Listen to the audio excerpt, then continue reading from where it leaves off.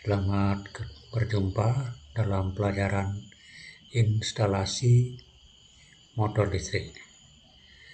Sebelum kita mempelajari lebih lanjut tentang instalasi motor listrik, terlebih dahulu kita juga harus mengenal beberapa komponen-komponen yang akan dipergunakan dalam sistem pengendalian motor listrik tersebut.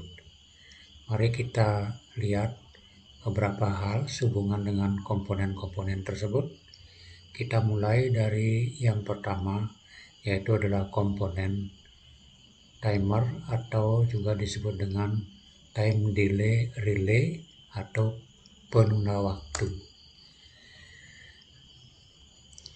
Jadi salah satu komponen yang sering dipergunakan pada sistem pengendali elektromagnetik itu adalah timer atau pewaktu yang juga disebut dengan time delay relay, yang mana dalam bahasa Indonesia artinya adalah relay penunda waktu.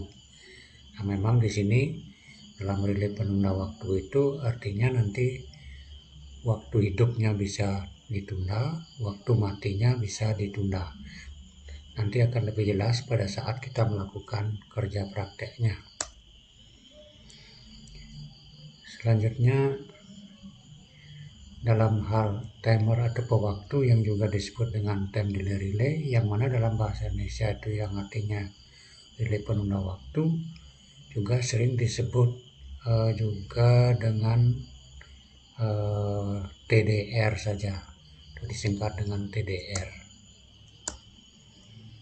Bentuk basic timer sama seperti bentuk relay konduktor, yaitu mempunyai terminal yang dipasang pada soket, atau soket ini juga disebut dengan base atau dasar tempat mencolokkan nanti timer tersebut. Timer dan soket relay konduktor itu sama, sehingga soket ini dapat digunakan untuk keduanya.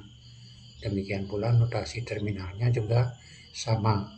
Perbedaannya hanya dalam bentuk simbol sesuai fungsi kerjanya. Nah, ini bentuk timer. Khususnya adalah pada bagian base-nya atau soketnya. Ingat nanti pada terminal 2 dan 7 itu adalah tempat kita menginputkan power daripada timer tersebut, atau tenaga untuk menjalankan atau menghidupkan timer tersebut. Nah, di sini ada simbol untuk timer. Itu perlu diperhatikan bahwa untuk terminal 1 itu terminal yang tetap, 1 dengan 4 itu adalah terminal yang menutup atau close, sedangkan 1 dengan 3 itu adalah membuka, sedangkan pasangan berikutnya adalah 8 itu terminal tetapnya, sedangkan 8 ke 5 itu adalah tertutup atau close, sedangkan 8 dengan 6 juga adalah open atau terbuka. Basic timer dilihat dari atas. Jadi kalau kita lihat dari sebelah atas, itu timer itu akan kelihatan seperti ini. Nah, perhatikan di sini ada bagian yang dapat diputar untuk penyesuaian waktunya. Kemudian ada alur obeng untuk menyesuaikan arus yang diperlukan. Jadi berapa arus yang diperlukan nanti, atau mengatur waktu untuk mulainya timer itu mati atau hidup. Kemudian juga ada bagian yang dapat diputar untuk penyesuaian waktu menit. Kemudian alur obeng juga untuk penyesuaian sekon, menit, dan jam. Itu ada juga nanti lampu yang sebagai lampu indikator. Kalau dia berkedip dia dalam keadaan bekerja, kalau sudah menyala terus itu sudah nyambung atau bekerja. Saya ulang, jadi kalau dia masih berkedip itu akan bekerja.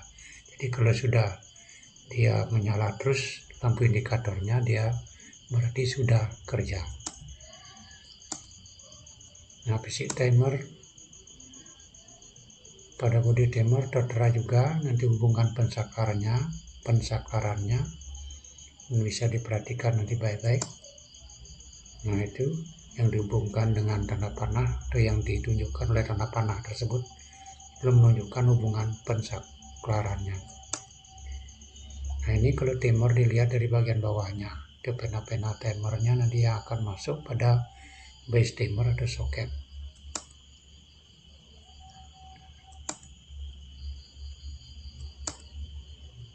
Nah, kemudian yang sudah kalian pelajari juga adalah thermal overload. Itu merupakan salah satu komponen juga dari sistem pengendali elektromagnetik.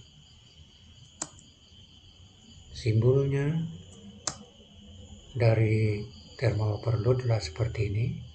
Ingat bahwa 9596 itulah saklar yang menutup dan 9798 adalah saklar membuka. Umumnya adalah untuk meletakkan atau memasangkan lampu kontrol atau untuk mengontrol lampu kontrol nantinya pada saklar 9798. Nah, ini adalah komponen yang disebut dengan rel omega.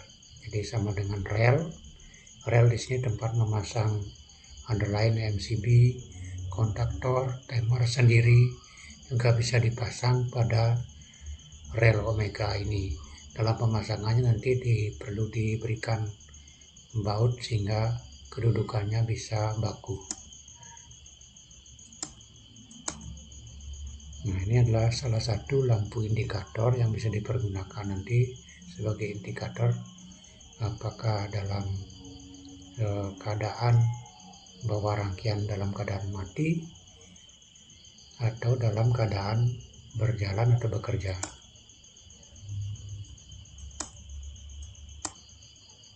Ini adalah lampu indikator jenis lainnya. Kemudian kita juga akan pergunakan terminal yang disebut dengan terminal strip atau terminal kabel. Dapat diperhatikan di sini antara terminal ini dengan ini adalah terhubung. Jadi kabel masuk misalnya di sini, kabel keluarnya adalah di sini. Ini juga fungsinya sama, hanya permukaannya lebih kecil. Nah, tentunya disesuaikan dengan kepentingan. Jadi kalau arah besar arusnya lebih kecil, tentu yang kita pergunakan juga yang lebih kecil ini.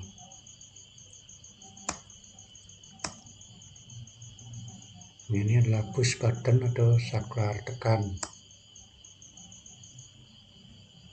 Ini adalah terminal-terminalnya dari saklar tekan ini.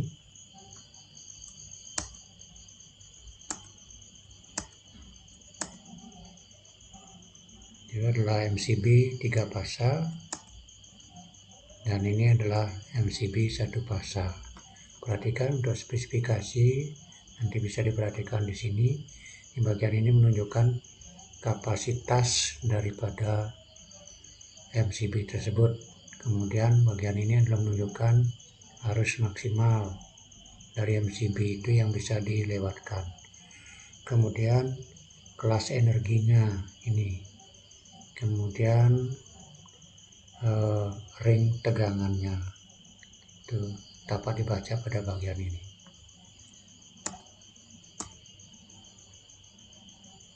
Nah, khusus untuk sistem pengendali itu kabel yang kita pergunakan adalah kabel NIAF.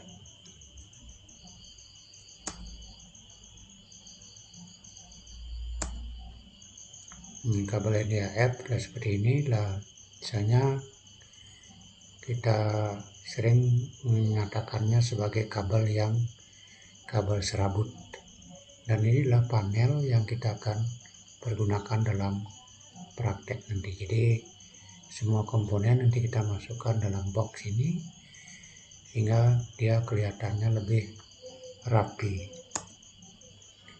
Nah, cukup sekian dulu untuk kali ini pengenalan komponen sistem pengendalian. Sampai jumpa lagi dengan penjelasan berikutnya sehubungan dengan komponen sistem pengendalian atau sistem pengendali elektromagnetik. Sampai berjumpa kembali.